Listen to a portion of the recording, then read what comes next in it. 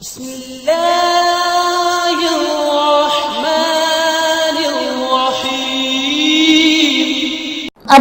اللہ کے رسول صلی اللہ علیہ وسلم پر قرآن مجید کی وحی نازل ہو رہی ہے. یا ایھا المدثر قم فانذر، اے کملی اوڑھنے والے اٹھو، لوگوں کو ڈراؤ، اللہ کا پیغام دو، اللہ کا پیغام دنیا میں پہنچاؤ. یہ آیات جو ہیں یہ نازل ہو رہی ہیں، اور ان آیات نے اللہ کے رسول کو اٹھا کے کھڑا کر دیا ہے. آپ سوچ میں پڑ گئے ہیں، آپ گھر والوں سے باتیں کرتے ہیں.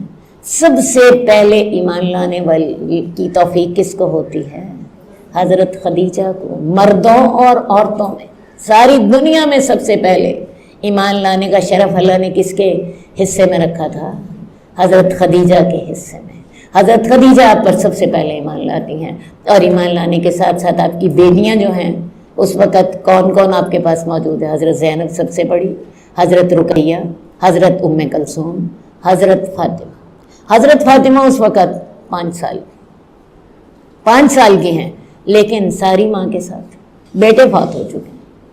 تو سب سے پہلے ایمان لانے والی کون ہیں؟ حضرت خدیجہ رضی اللہ تعالیٰ عنہا.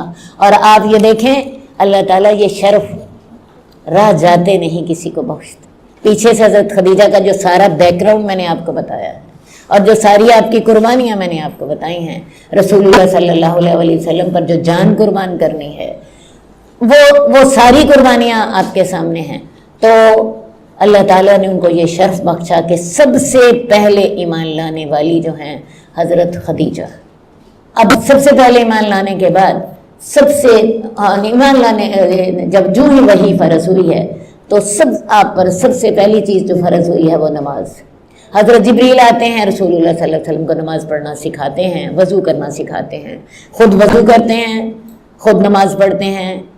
پہلے 5 دن اول وقت نماز پڑھتے ہیں، دوسرے دن پھر آتے ہیں 5 دن 5 آخر وقت کی نماز پڑھتے ہیں، اور آپ کو بتاتے ہیں کہ یہ نمازوں کے اوقات ہیں، اور آپ کو نماز سکھاتے ہیں. اللہ کے رسول کے ساتھ سب سے پہلے جو نماز پڑھنے والی ہیں وہ حضرت خدیجہ. اللہ کے رسول صلی اللہ علیہ وسلم نماز پڑھتے ہیں، اور اس کے بعد حضرت خدیجہ نماز پڑھتی ہیں. اور اس کے بعد جو سب سے پہلے نماز پڑھنے والے ہیں وہ کون ہیں؟ حضرت علی جو آپ کے گھر میں رہ رہے ہیں. حضرت علی جو آپ کے گھر میں رہ رہے ہیں. ٹھیک ہے جی. تو ایمان لانے میں سب سے پہلا جو شرف اللہ تعالیٰ نے بخشا حضرت خدیجہ کو بھی بخشا. اس کے بعد نماز پڑھنے میں بھی سب سے پہلا جو سعادت ملی ہے نماز پڑھنے کی وہ حضرت خدیجہ ہی کو ملی ہے. اس کے بعد اللہ کے رسول اپنا پیغام پہنچانا شروع کر دیتے ہیں.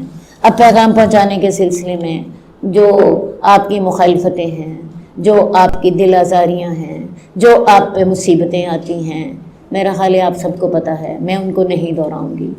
لیکن ان سارے حالات میں آپ کا غمخوار کون ہے؟ آپ کا ساتھی کون ہے؟ آپ کے ساتھ کون شیئر کرتا ہے؟ حضرت خدیجہ رضی اللہ تعالی عنہا اور آپ کی بیٹی. جو مصیبت آتی ہے حضرت خدیجہ اس کے لیے آپ کو ہمدردی بھی کرتی ہیں، حوصلے بھی دیتی ہیں. آپ حوصلے کا انداز بھی آپ نے دیکھا کیسا ہے. ہرگز نہیں، اللہ آپ کو کبھی رسوا نہیں کرے گا. بڑی ہمت کے ساتھ، بڑے عزم کے ساتھ آپ کو حوصلہ دیتی ہیں. لوگ آپ کی مخالفت کرتے ہیں، آپ کو باتیں بناتے ہیں، آپ کا راستہ روکتے ہیں، آپ کے خلاف سازشیں کرتے ہیں، آپ کو مارتے ہیں. یہ سارے مسائل رسول اللہ صلی اللہ علیہ وسلم نے دیکھے ہیں. آپ سجدہ کر رہے ہیں، آپ کے کندھوں پہ اوجڑی جو ہے وہ گرا دیتے ہیں. حضرت فاطمہ جاتی ہیں تو جا کے وہ اوجڑی آپ کے کندھوں سے اتارتی ہیں. تو یہ دیکھیں یہ ان کی تربیت کون کر رہا ہے؟ حضرت خدیجہ. حضرت خدیجہ اور حضرت خدیجہ کی جو پہلی اولاد ہے وہ بھی.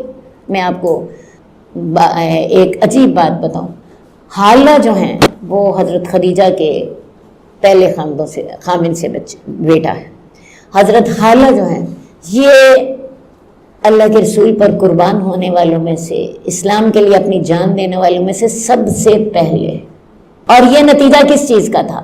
رسول اللہ صلی اللہ علیہ وسلم نے جو ان سے محبتیں کی تھی نبی بننے سے پہلے، جو ان کو باپ کی شفقت دی تھی.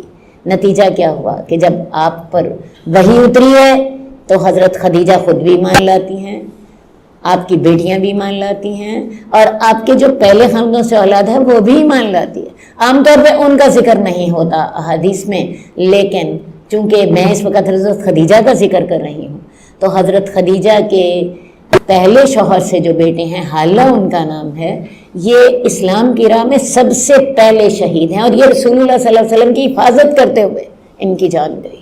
دشمن جو ہے وہ آپ پر حملے کر رہا ہے اور حضرت حالہ اپنی جان قربان کرتے ہیں. آپ اسی سے ہی اندازہ کر سکتی ہیں کہ گھر کا ماحول کیا ہے. اللہ کے رسول صلی اللہ علیہ وآلہ وسلم کو کتنی ہمدردی گھر سے مل رہی ہے اور اس میں سارا کردار کس کا ہے؟ حضرت خدیجہ رضی اللہ تعالیٰ عنہا کا. بیٹیوں کی بھی تربیت ایسی کی ہے. اپنی جو پہلے خاندوں سے اولاد ہے وہ بھی سب مسلمان ہیں، وہ بھی مسلمان ہیں اور وہ بھی آپ پر جان قربان کرنے والوں میں سے. میں نے بتایا کہ اسلام کی راہ میں سب سے پہلے شہید حضرت حالہ. تو آپ کی غمخواری جتنی اس دنیا میں ہونی ممکن تھی حضرت خدیجہ نے وہ کر دی. اپنا بیٹا بھی قربان کر، ٹھیک ہے، مال تو آپ کو پتہ ہے بڑی شروع میں ہی قربان کر دیا تھا. اللہ کے رسول صلی اللہ علیہ وسلم کے اپنی حدیث موجود ہے. آپ فرماتے ہیں کہ کوئی مصیبت ایسی نہ تھی جو خدیجہ کے پاس جا کر حل کی نہ ہو جاتی تھی. دوبارہ حدیث کے الفاظ سن لیجئے. کوئی مصیبت ایسی نہیں تھی، اللہ کے رسول کا فرمان ہے، کوئی مصیبت ایسی نہیں تھی جو خدیجہ کے پاس جا کر حل کی نہیں ہو جاتی تھی.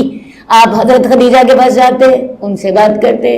حضرت خدیجہ جو تھیں، جو ہو سکتا ہے اپنے مال کے ساتھ فائدہ اٹھاتی، اپنے تعلقات کے ساتھ فائدہ اٹھاتی، اپنے اثر و رسوخ جو ان کا معاشرے کا تھا اس سے فائدہ اٹھاتی، اور آپ کی جو محبت اور عقیدت آپ کے دل میں تھی آپ کو اس طرح تسلی دیتی کہ اللہ کے رسول فرماتے ہیں کہ کوئی مصیبت ایسی نہ تھی جو کہ خدیجہ کے پاس جا کر حل کی نہ ہو جاتی تھی.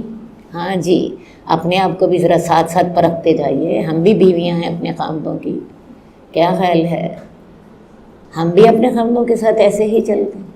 یہ میں آپ کو ایک کہانی نہیں سنانا چاہتی، میں آپ کو کوئی قصہ نہیں بتا رہی.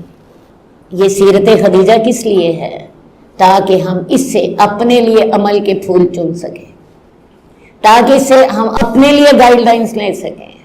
ہمارے رویے کیا ہوتے ہیں، ہمارے طریقے کیا ہوتے ہیں، ہم اپنے شوہروں کے ساتھ کیسے چلتے ہیں.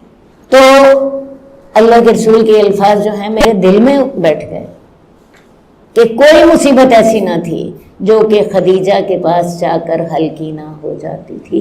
ہمیں بھی اللہ تعالیٰ اپنے شوہر کے لیے ایسا بناتے ہیں.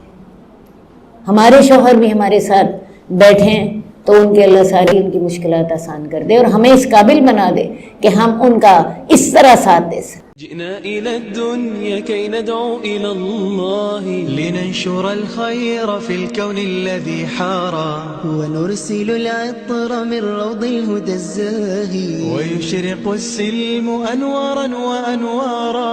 جئنا إلى الدنيا كي ندعو